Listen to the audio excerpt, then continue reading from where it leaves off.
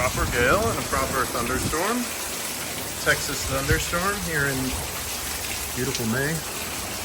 It's funny because water to the plants this morning, and I guess they're being watered. They're having a little bit of extra water. I think this one gets the most water. Right here, the closest to me. It's so beautiful.